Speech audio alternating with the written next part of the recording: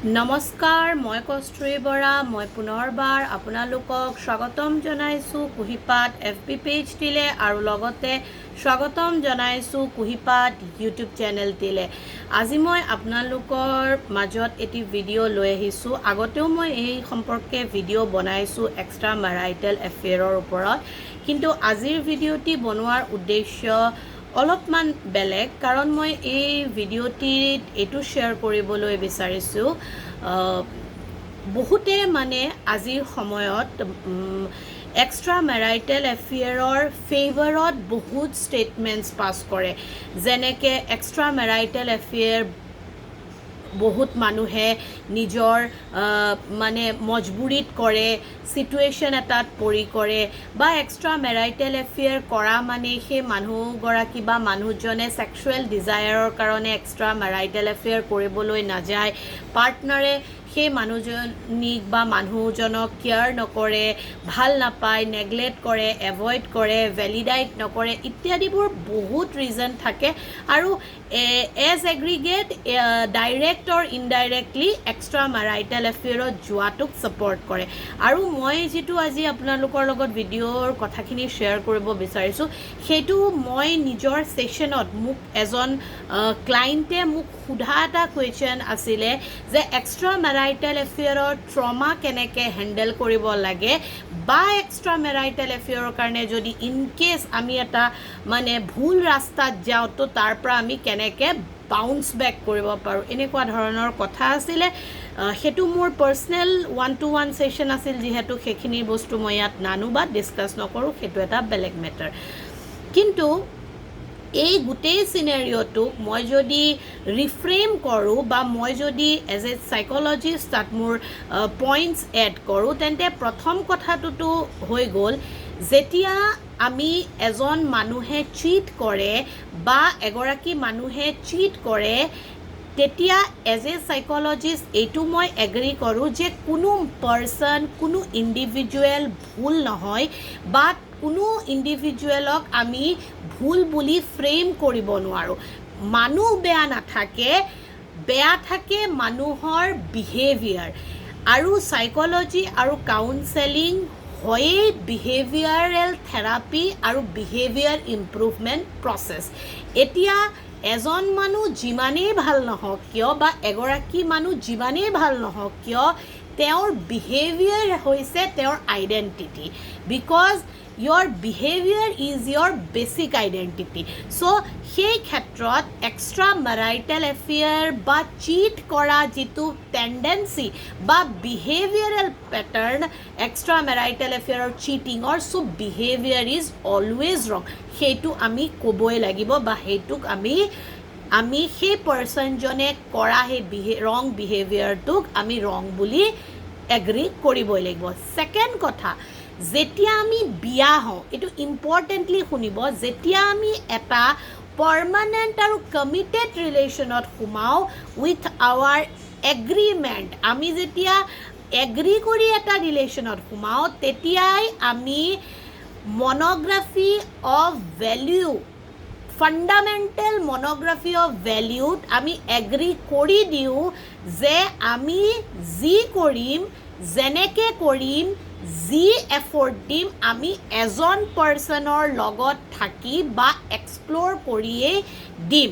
এতিয়া কথাটো এনেকুৱা, যিকোনো কাৰণতেই, যিকোনো চিটুৱেশ্যনৰ কাৰণেই যদি আমি এজন পাৰ্টনাৰক চিট কৰোঁ বা এজন পাৰ্টনাৰক আমি ট্ৰমা দি গুচি যাওঁ, আৰু তাৰপিছত আমি বেলেগ এজন পাৰ্টনাৰৰ লগত সহবাস কৰোঁগৈ বা থাকোঁগৈ, তেতিয়া সেই পাৰ্টনাৰজনৰ লগত যে আমি লং টাৰ্মত টিকি থাকিম বা লং টাৰ্মত তেওঁৰ লগত ক্ৰিয়েট হোৱা নতুন প্ৰব্লেমছবোৰ বা চিটুৱেশ্যনবোৰ যে আমি হেণ্ডেল কৰিবলৈ পাৰিম সুচাৰুৰূপে, তাৰ কোনো গেৰেণ্টি নাথাকে।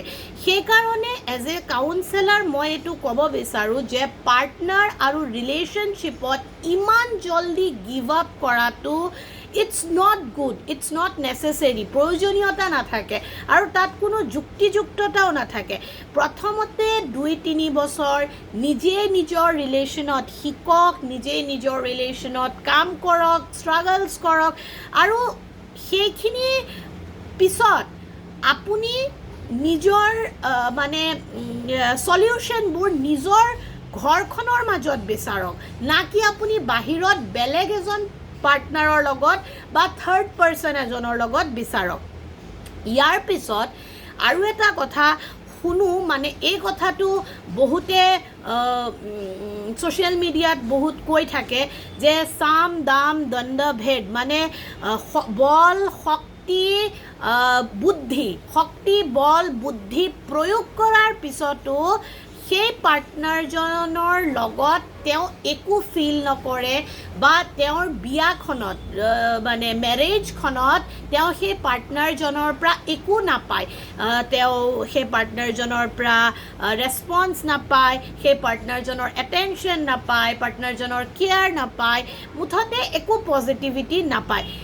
তাৰপিছতো সেই পাৰ্টনাৰজনৰ লগত থকাটো কিমান যুক্তিসংগত বুলি ভাবি পেলাই তেওঁ গৈ বাহিৰত চিট কৰে বা এক্সট্ৰা মেৰাইটেল এফেয়াৰ কৰে।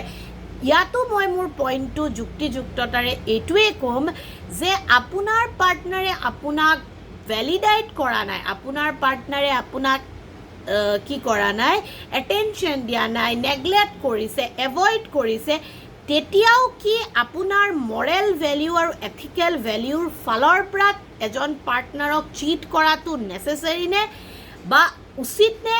তেতিয়া উত্তৰটো অনুচিত বুলিয়ে ওলাব। It's not, cheating is not a solution. আৰু এতিয়া এটা কথা কওঁ, ইফ এনি কেছেছ যদি এজন পাৰ্টনাৰৰ লগত আপোনাৰ সকলোবোৰ চেষ্টা ব্যৰ্থ হৈছে, সকলোবোৰ চেষ্টা কৰি আপুনি সেই পাৰ্টনাৰজনৰ লগত একো পোৱা নাই, তেতিয়াহ'লে আপুনি নেক্সট ষ্টেপ লওক, তাত কোনো অসুবিধা নাই, তাত আপোনাক কোনেও জাজ নকৰে, কোনেও ছাজেশ্যন ক্ৰিয়েট নকৰে, মানে নিদিয়ে। কিন্তু আপুনি যেতিয়ালৈকে সেই ৰিলেশ্যনশ্বিপটোৰ পৰা নোলাব তেতিয়ালৈকে আপুনি কিন্তু বেলেগ এটা ৰিলেশ্যনশ্বিপত যাব নোৱাৰিব। আপুনি প্ৰথম সেই পাৰ্টনাৰজনৰ লগত ৰিলেশ্যনটো ব্ৰেক কৰক আৰু তাৰপিছত আপুনি নেক্সট এটা ৰিলেশ্যন কৰক, তাত একো কাৰো অসুবিধা নাই। ইয়াৰ পিছত নেক্সট এটা মেইন ইম্পৰ্টেণ্ট থিংক বুলি মই ভাবোঁ আৰু যিটো মই পাৰ্চনেলি কাটিব বিচাৰোঁ এই পইণ্টটো বেলেগৰ দৃষ্টিৰ ফালৰ পৰা, বহুতে কয় যে কিমান এফৰ্ট দিম, চবটো কৰি চাইছোঁ, সকলোবোৰ চেষ্টা কৰিছোঁ, ট্ৰাই কৰিছোঁ, এইটোৰ কৰিছোঁ, সেইটো ফালৰ পৰা কৰিছোঁ, কিন্তু পাৰা নাই। এতিয়া মই কওঁ, মই এজ এ কাউন্সেলাৰ আৰু ফেমিলি থেৰাপিষ্ট হিচাপে কওঁ, 70-75% মানুহ ফেমিলি থেৰাপি লয় আৰু কাউন্সেলিং কৰে আৰু তেওঁলোকে সুফল পায়। যদি আপোনালোকে থেৰাপি এফৰ্ড কৰিব নোৱাৰে তেন্তে নিজৰ ৰিলেশ্যন গিভ আপ মাৰাৰ আগত এনেকুৱা বহুত ধুনীয়া ধুনীয়া কিতাপ আছে যিখিনি পাৰ্চনেলি মই পঢ়ি আছোঁ, কিছুমান মই ইবুক ফৰ্মত পঢ়ি আছোঁ, কিছুমান মই কিতাপ আকাৰে পঢ়ি আছোঁ, মই ৰিচাৰ্চ হিচাপে সেই বস্তুবোৰ কৰি আছোঁ, য'ত আপোনাৰ সেই কিতাপবোৰত ৰিলেশ্যনশ্বিপ ট্ৰান্সফৰ্ম কৰাৰ বহুত ধুনীয়া ধুনীয়া মানে কি কয় সূত্ৰ বুলি ক'মনে, বহুত ধুনীয়া ধুনীয়া মানে স্কিলছ আছে, ডেফিনেটলি স্কিলছ আছে, সেইবোৰৰ দ্বাৰা ৰিলেশ্যনশ্বিপবোৰ ট্ৰান্সফৰ্ম কৰিব পাৰি। ইয়াৰ ছেকেণ্ড পইণ্টটো মই কাট কৰোঁ, আপোনালোকে আপোনালোকৰ দৃষ্টিত বেষ্ট এফৰ্ট দিছে, আপোনালোকে আপোনালোকৰ সমৰ্থৰে সেইটোক লেবেলাইজ কৰিছে যে ইটছ বেষ্ট ফৰ মি, বাট সেইটো গোটেই পৃথিৱীৰ এফৰ্টৰ লগত বেষ্ট নহ'বও পাৰে। চ' যিটো বস্তু আপুনি আপোনাৰ সমৰ্থৰে বেষ্ট বুলি ভাবিছে, it's okay, it's not bad, কিন্তু সেই বস্তুটোকে আপুনি লেবেলাইজ কৰি যে মই সকলো কৰিলোঁ, মই চব কৰি চালোঁ, এই টেবুটো লগাই বা মই যি কৰিছোঁ সেইটো বেষ্ট কৰিছোঁ আৰু মোতকৈ বেষ্ট আৰু একো সলিউশন বা একো থেৰাপি নাই বা একো বুকছ বা এনেকুৱা যিবোৰ ৰিচাৰ্চ অৰিয়েণ্টেড কথা বা এভিডেন্স বেছ বস্তুখিনিয়ে দিয়া স্কিলছ নাই, সেইটো ভাবাটো বা সেইটো ভাবি পেলাই বহি পেলাই আপুনি নিজক ছেফ ছাইডত ৰখাটো কিন্তু ভুল। চ' এনেকুৱা বহুত বুকছ আছে, এনেকুৱা বহুত স্কিলছ আছে যিসকল মানুহে থেৰাপি এফৰ্ড কৰিব নোৱাৰে, তেওঁলোকে সেই তাৰ পৰা লাভান্বিত হ'ব পাৰে। ডেফিনেটলি মই ভিডিঅ'টোততো সেই বুকখিনি শ্বেয়াৰ কৰিব নোৱাৰোঁ। যিসকলক লাগে তেওঁলোকে মোক কমেণ্ট কৰিব, মই তাৰ কমেণ্টত পিন কৰি দিম বা ডেছক্ৰিপশ্যনত লিংকটো শ্বেয়াৰ কৰি দিম। তেনেকুৱা কেইবাখনো ভাল ভাল কিতাপ আছে, চাইক'লজিষ্টে লিখা স্কিলছ আছে, যিবোৰ আমি ডে বাই ডে প্ৰতিটো দিনত এটা এটা অলপ অলপ কৰিলেও তাৰ পৰা আমি সুফল পাব পাৰোঁ। চ' আশা কৰোঁ মোৰ ভিডিঅ'টিৰ মেছেজে আপোনালোকক সহায় কৰিছে, আৰু এই ভিডিঅ'টিত মই যিটো মেছেজ দিবলৈ চেষ্টা কৰিছোঁ বা ইনফৰ্মেশ্যন আপোনালোকৰ লগত শ্বেয়াৰ কৰিব বিচাৰিছোঁ সেইটো মই পাৰিছোঁ। আপোনালোকে যদি কুঁহিপাত FB পেজটিৰ ভিডিঅ' চাই ভাল পায় তেন্তে ডেফিনেটলি আপোনালোকে লাইক কমেণ্ট শ্বেয়াৰ আৰু ইউটিউব চেনেলটি ছাবস্ক্ৰাইব কৰি থ'ব।